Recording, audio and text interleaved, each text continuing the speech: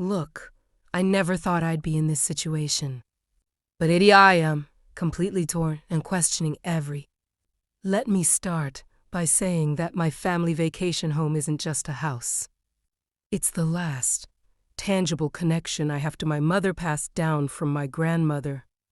It's a beautiful place, tucked away in the countryside, where my family would gather every year to escape from the chaos of our everyday lives. After my mom passed from cancer 3 years ago, I inherited it. No siblings, no one else to share it with, just me. And to be honest, I always thought this house would be something I'd share with my future family, and that it would be a place of joy where we could make our own memories.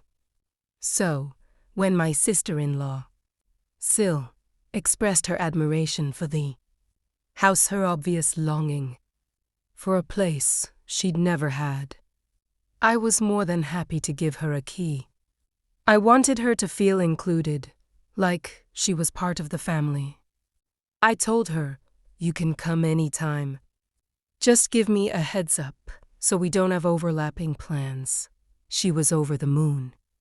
And I was happy to give her that sense of belonging. She didn't have the same kind of stable family life I did. Her parents had struggled with addiction, bouncing in and out of jail. And Sil and Richard were placed in foster care when they were kids.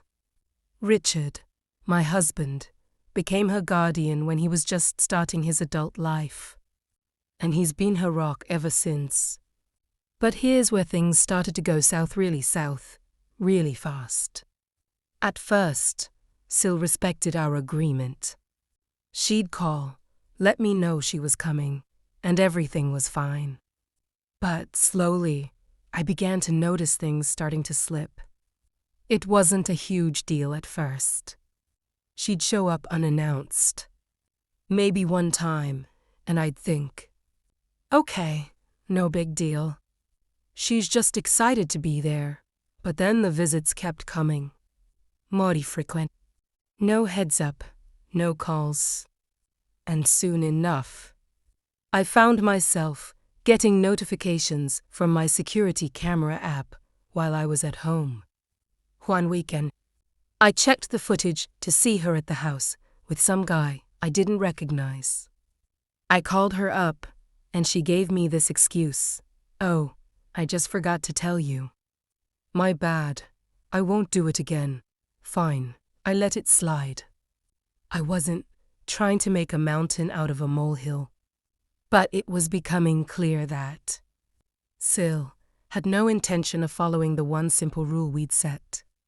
A week later, I checked the footage again. This time, I saw the same guy. And even more disturbing, empty bottles of alcohol scattered around. A full-on mess in the house. The floors were sticky, the trash was overflowing. And when I went to check the bedroom, the bed was a disaster. I lost it. My vacation home, my family's sanctuary, was treated like a frat house. I called Sil. She was so nonchalant about it. "Oh, I just didn't get around to cleaning up." "But, hey, we're family, right? I didn't think you'd mind." That was the moment the respect in our relationship started to die. But I didn't want to escalate things. I didn't want to make it into a huge drama. So I bit my tongue and told her that it needed to be better next time. But this was getting out of hand. I let it slide one more time, thinking maybe I was overreacting. But when the next weekend came, I was already planning my annual family gathering at the house. It's something we've done every year since my mother passed. It's a way for us to come together and remember her. And then the phone buzzed. Another notification. Sil at the house again. And this chimmy, she was girlfriends. And surprised she didn't ask me first. Her excuse. "Oh, I've been going through a rough time with a breakup." I just needed to get away. But here's the thing, she knew exactly what she was doing. She knew I had plans. She knew I was hosting my annual family gathering, something that was extremely important to me. But she didn't care. She didn't respect my boundaries. She showed up unannounced, once again, and just expected me to change my plans for her. That was the last straw. I called her, explained the situation, and suggested kindly that she either move her visit or join US for the family gathering. But no, that wasn't good enough. She had the audacity to demand I cancel my plans or move the gathering to another location just so she could have a private getaway with her friends. At this point, I couldn't believe my ears. She was telling Emmy to change my plans for her, and I'd had enough. I told her, I said this was my house, my family tradition, and my gathering, and if she wanted a getaway, she needed to find a place on her own. But instead of backing off, she doubled down, accusing me of being inconsiderate and ruining her weekend.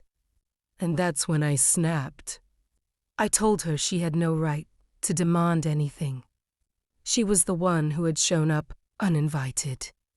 And now she was trying to hijack my plans. Enough was enough. So I decided to do something drastic. And now I'm questioning if I went too far. Did I do? It was a hard decision, but I knew there was no turning back. I couldn't let her manipulate me any longer. If she thought she could walk all over me and my family, she was in for a wake-up call. I didn't hesitate. I called the police. I calmly explained that someone had trespassed on my property, my vacation home, and was refusing to leave. Sil had no permission to be there. It wasn't a dramatic outburst or some impulsive decision. It was the reality of the situation. She was in my house without asking, violating my boundaries after multiple warnings. I needed to make it clear that this behavior wasn't acceptable anymore. I still remember the moment I called her after the police had arrived. She picked up immediately, and I could hear her panic. What are you doing? You can't do this. You can't call the cops on family, she screamed.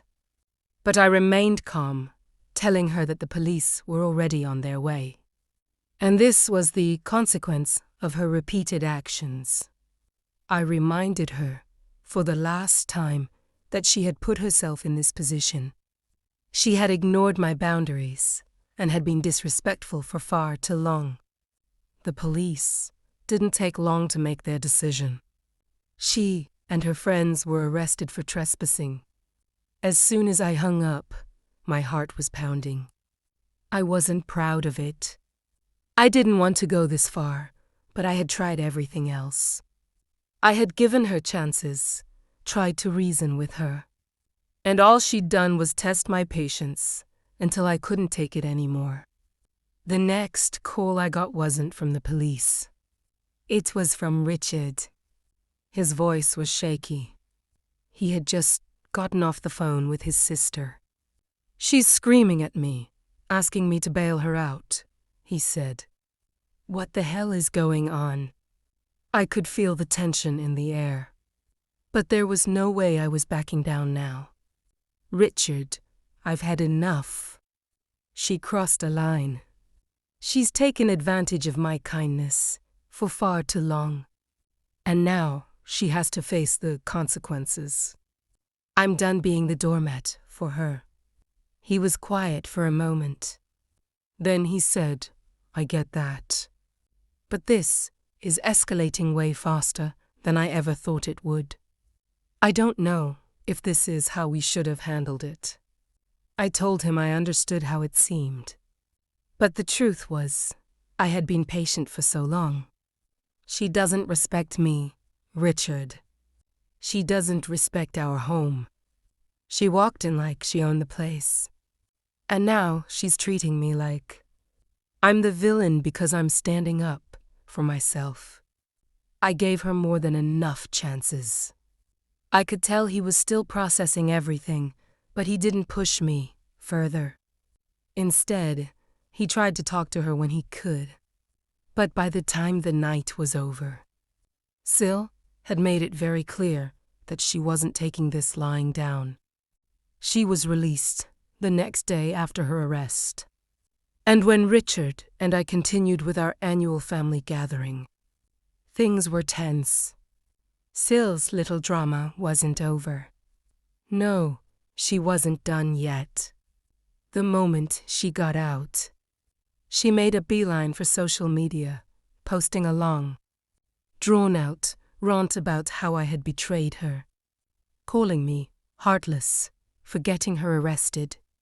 Over something so trivial, she painted herself as this poor, misunderstood soul who had just been trying to find peace after a breakup. And I, her own sister-in-law, had destroyed her life. And, of course, some people fell for it. A handful of distant relatives and family friends started commenting, supporting her. They didn't have the full story. They only saw what Sil had told them. They called me cruel, accusing me of overreacting. They didn't know about the multiple warnings, the trashed house, the ignored boundaries. They didn't know that I had been nothing but generous. And yet, all Sil had done was take advantage of me. But here's the thing, I wasn't going to let her twist the narrative. This Chimmy. I needed to set the record straight. So I posted my own version. I laid out everything the key I gave her out of love. The repeated promises she broke, the house she trashed, the manipulative demands she made. I didn't hold back. And when people saw my side of the story, the whole situation flipped. It wasn't just about the trespassing anymore. People started to realize that I wasn't the villain here. Sil's behavior, her entitlement, her manipulation was on full display. One by one, her supporters turned on her, calling her out for being selfish and disrespectful.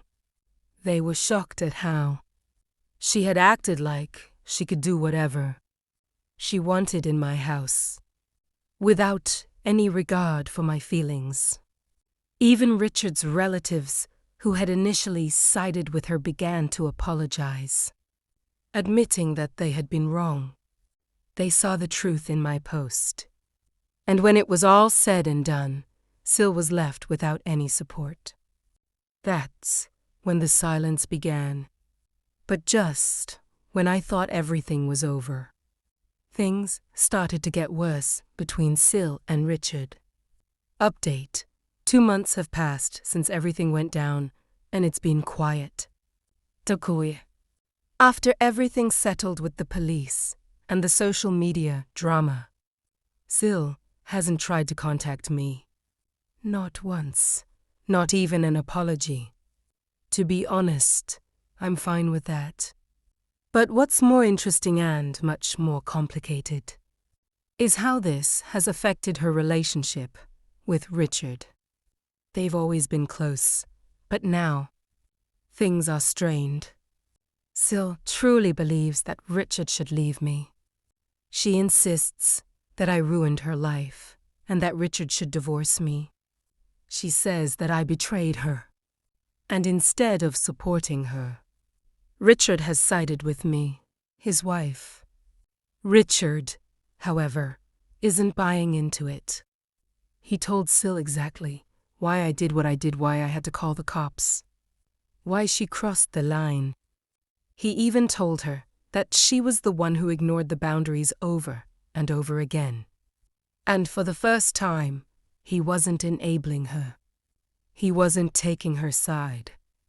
Sil didn't like that. She feels abandoned, and now her relationship with Richard is on shaky ground.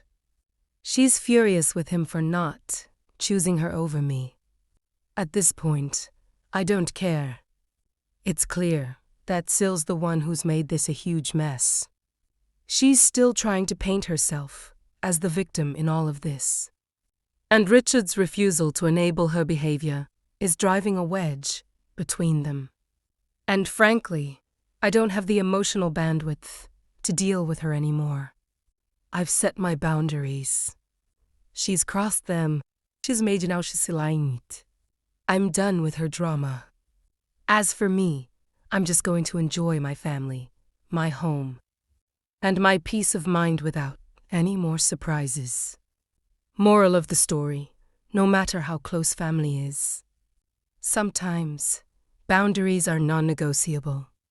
Final update, everything's settled now.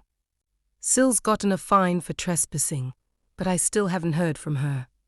Richard and I have discussed it. And though he torts me. As for Sil, she's learned that you can't take advantage of people forever.